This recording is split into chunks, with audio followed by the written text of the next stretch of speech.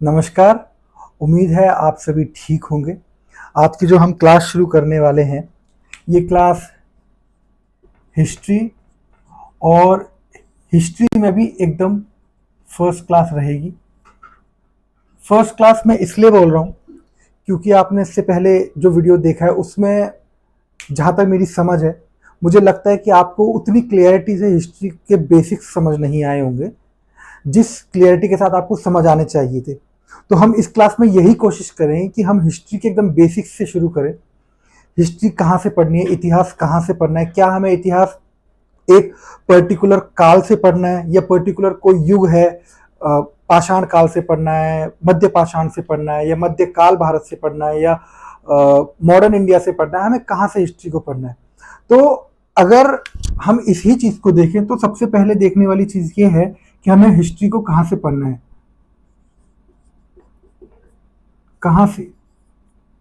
तो हिस्ट्री जो है वो मानव हिस्ट्री, ह्यूमन हिस्ट्री जो शुरू होती है वो तब से होती है जब लगभग 650 करोड़ साल पहले पृथ्वी इवॉल्व हुई। मैं यूनिवर्स की बात नहीं कर रहा, उसकी बिग बैंग थ्योरी की जो एज है वो कुछ और है। मैं यहाँ पृथ्वी की बात कर रहा हूँ, अर्थ की। और वो अर्थ जिस पे हम आज रहते हैं, यानी आज की हमारी पृथ्वी। तो ये जो पृथ्वी है और ये जो पृथ्वी थी, जब पृथ्वी पर गर्म वातावरण था, आइस एजेस चलते थे, इंटरग्लेशियल पीरियड्स चलते थे, उन आइस एजेस इंटरग्लेशियल पीरियड्स के बीच में जो मानव हरकतें करता था, कपी मानव, बेसिकली बंदर नहीं, हम लोग बंदरों से इवॉल्व नहीं हुए, हम लोग कपी मानव, नर मानव, एप से इवॉल्व हुए हैं। अब वो हम देखेंगे जब पृथ्वी ऐसे वातावरण में आई जब आइसेस था और वहां पर एक कोशिकीय जीव आए, उसके बाद प्राइमेट्स आए, प्राइमेट्स के बाद होमिनॉइड्स जो कि 4 पैरों पर चलते थे, क्योंकि आइस एज का समय था, हिमयुग का समय था, जो कपी मानव था वो पेड़ों पर रहता था। और उसके बाद आए होमिनिड्स जिसने 2 पैरों पर चलना शुरू करा। उसके बाद धीरे धीरे होमो हैबिलिस, हैबिलिस का मतलब हाथों का प्रयोग, हैबिलिस, हाथों का प्रयोग जब मानव करना शुरू करेगा और उसके साथ साथ औजारों का प्रयोग करना शुरू करेगा, हमें बेसिकली वहीं से हिस्ट्री को पढ़ना है। और हम हिस्ट्री वहां तक पढ़ेंगे, कहां तक, आज तक। वो एकदम करंट में आ जाएगी। लेकिन फिलहाल आपको सिर्फ इतना समझना है कि मानव की उत्पत्ति जब हो रही है, मानव के हाथ फ्री हो गए हैं, कपी मानव के हाथ फ्री हो गए हैं, और जब उसने अपने हाथों का इस्तेमाल करना शुरू कर दिया है, औजार बनाना शुरू कर दिया है, तब से हमको इतिहास पढ़ना है। अब सबसे बेसिक चीज पहले आपको ये समझनी है कि इतिहास विभाजन कैसे हुआ है, इतिहास का विभाजीकरण जो है वो किस तरीके से हुआ है। तो इतिहास को 2 भागों में मुख्यतः बांटा जाता है। यह आपने सुना होगा बीसी और इधर आपने सुना होगा एडी। अब ये बीसी और एडी क्या है, आजकल एक शब्द और सुना होगा, 2 शब्द और प्रचलन में, वो मैं बताऊंगा, पहले इसको समझते हैं। बीसी मतलब जब हिस्टोरियंस और स्कॉलर्स में ये विवाद शुरू हुआ, ये बात शुरू हुई कि हम हिस्ट्री को कैसे विभाजित करेंगे, तो उन्होंने एक ऐसी डेट ली जो पूरे पृथ्वी पर मान्य हो। और क्योंकि यूरोपियंस का रास्ता, उनका वर्चस्व था, तो उन्होंने एक ऐसी डेट उठाई जो सर्वमान्य हो, और उन्होंने अपनी सहूलियत के हिसाब से उठाया क्रिश्चियनिटी को, यानी क्राइस्ट को। तो क्राइस्ट के इस तरफ, यानी क्राइस्ट से पहले नेगेटिव में, और क्राइस्ट के इस तरफ यानी पॉजिटिव में, क्राइस्ट के बाद की सारी दुनिया। और आज जो है, आज है 2024 एडी, 2024, 2024 एडी, ईसवी सन। और ये हुआ ईसा पूर्व। तो ईसा पूर्व यानी बिफोर क्राइस्ट, एडी। अब एडी जो है, इसकी कई लोग जो व्याख्या करते हैं वो करते हैं after the death of Christ, लेकिन ये आफ्टर द डेथ नहीं है। इसका मतलब होता है एनो डोमिनी, और इस एनो डोमिनी का मतलब होता है in the year of Lord, in the year of Lord. Lord कौन? जीसस। तो ये जो एडी है इसका मतलब हुआ एनो डोमिनी। तो आज हम लोग 2024 एना डोमिनी में है। तो जब भी आपको कोई पूछे कि एडी कहां लाई, जैसे आपसे अभी कोई बोले कि 40 एडी, तो 40 एडी 1 2 और ऐसे करते करते 3 4 5 6 7 8 40 एडी लगभग यहां पर एग्जिस्ट करेगा, यहां पे कहीं पे एग्जिस्ट।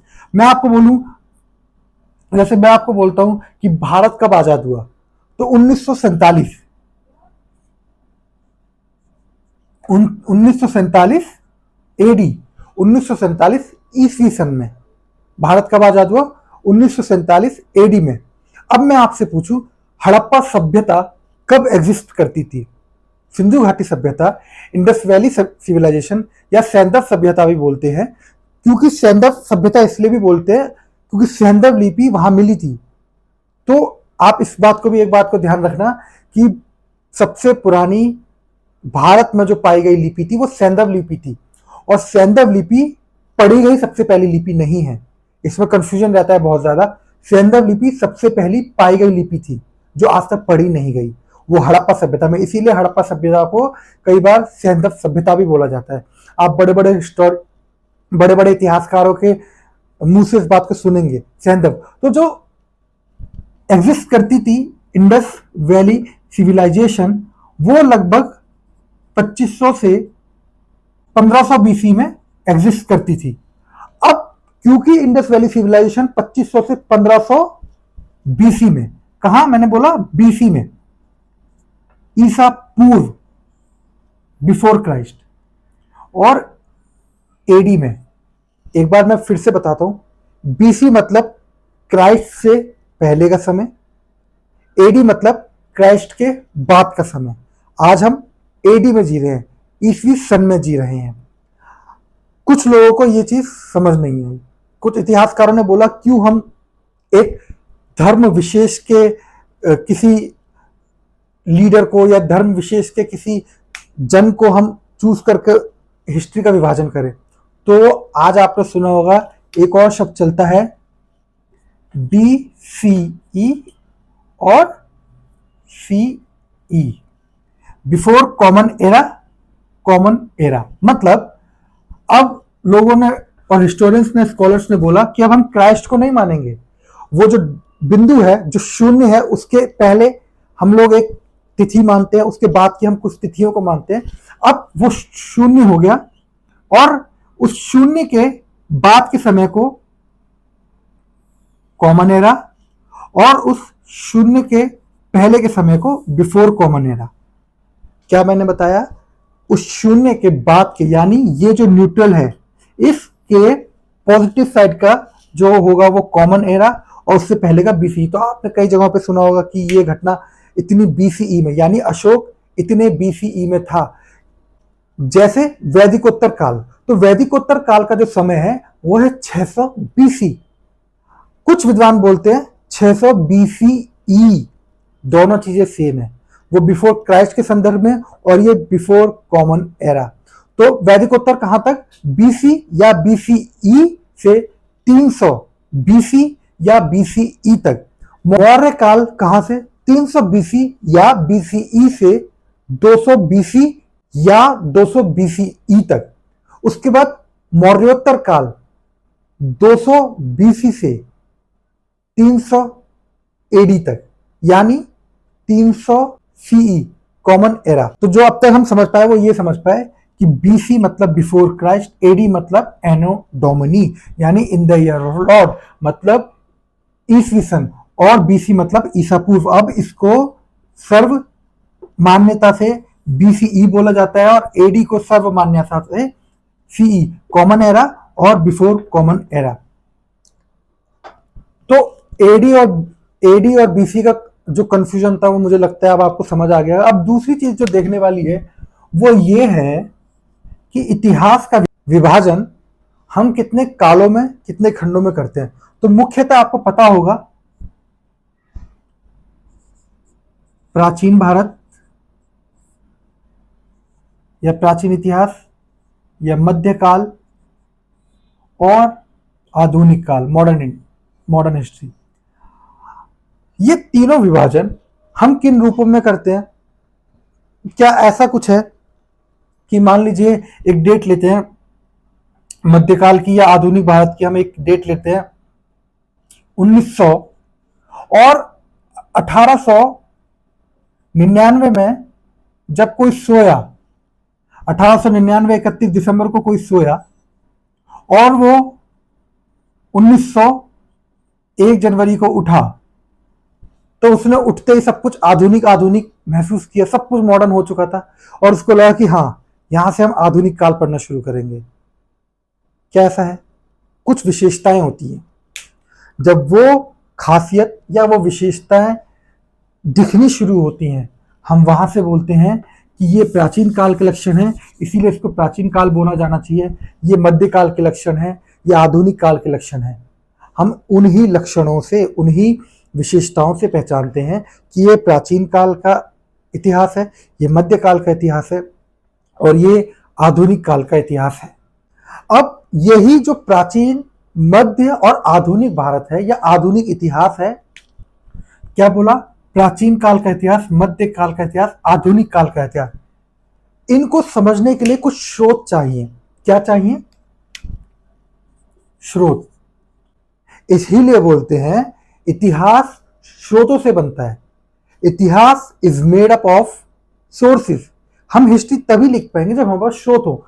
मैं आपसे पूछता हूं, मान लीजिए हमें नेहरू जी की मैं आधुनिक युग में एक व्यक्ति ले लेता हूं, नेहरू, और इनसे बढ़िया क्या ही व्यक्ति, पटेल बहुत अच्छे इंसान थे, बहुत उन्होंने, लेकिन मैं एक एग्जांपल ले रहा हूं, इससे किसी की भावनाओं को आहत ना पहुंचे। प्लीज अगर आप किसी आइडियोलॉजी को फॉलो करते हैं तो प्लीज प्लीज प्लीज, मैं एक बार बता रहा हूं, यहाँ डिस्क्लेमर लिखा हुआ है, इस बात को आप समझिए। यहाँ डिस्क्लेमर लिखा हुआ है कि वीडियो में उत्पन्न जो भी विवाद है वो उच्च न्यायालय में सुलझाए जाएंगे।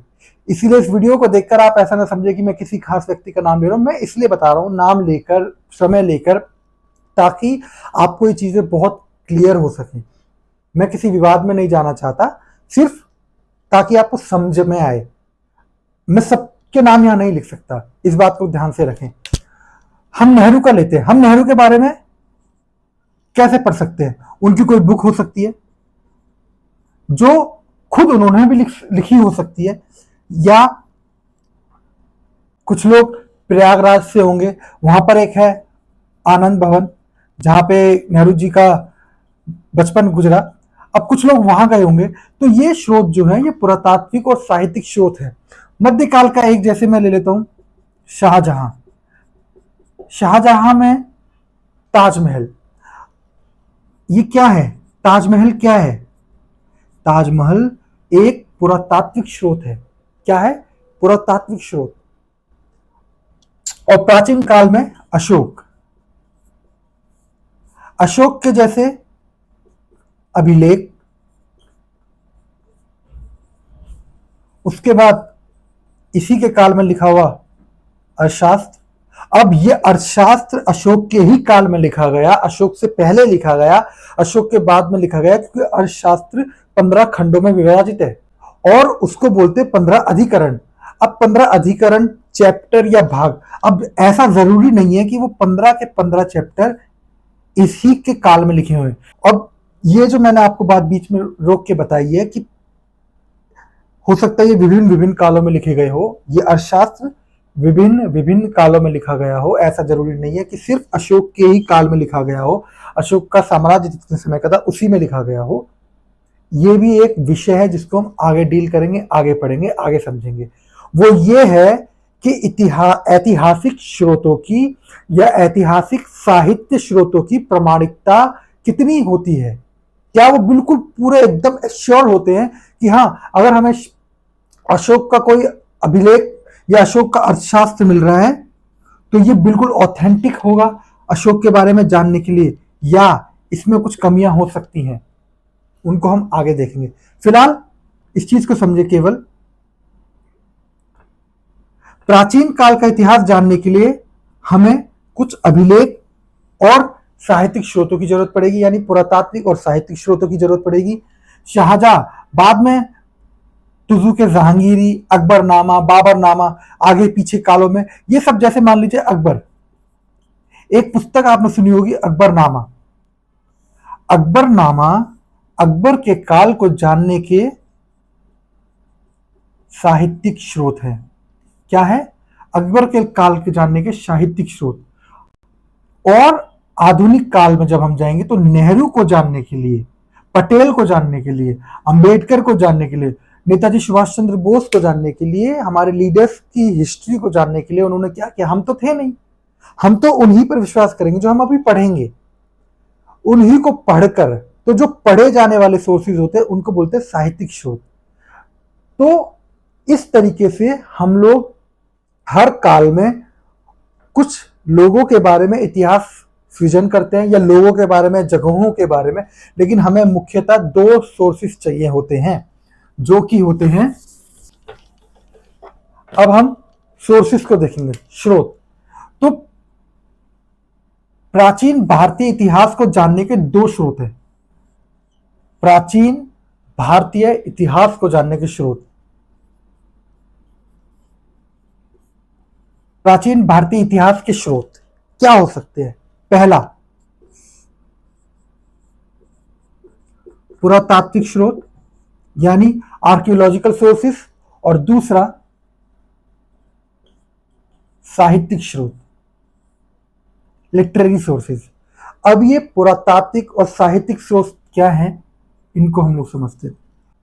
पुरातात्विक स्रोतों में जो आएंगे, जैसे सिक्के, अभिलेख, मंदिर, भवन, और अगर हमें कोई पॉटरी मिल रही है, हमें कोई मृत भांड मिल रहे हैं, और ऐसी ही तमाम चीजें। और साहित्यिक स्रोतों में आते हैं बुक, और कोई अभिलेख अगर हमें मिल गया, या पुस्तकें, और पांडुलिपियां भी हो सकती है, वो सब साहित्यिक स्रोतों में आएगा। ऐसा तो है नहीं कि वेद हमें एक पुस्तक में संकलित मिले, या पुस्तक पहले से बनी हुई थी और हमने उसको पढ़ के बोला कि अरे ये तो वेद है, ये तो पुराण है। ऐसा नहीं था, वो हमें पांडुलिपियों पर लिखी हुई मिली, मैन्यूस्क्रिप्ट्स बोलते हैं, वो हमें मैन्यूस्क्रिप्ट्स पे लिखी मिली, और हमने उन मैन्यूस्क्रिप्ट को संकलित किया और एक पुस्तक बना दी, उसको हम बोलते हैं। तो वो भी साहित्यिक स्रोत में ही आएगा। और इन स्रोतों के आधार पर, इन स्रोतों के आधार पर इतिहास को तीन भागों में विभाजित किया। प्राचीन, मध्य, आधुनिक वाला नहीं, एक और।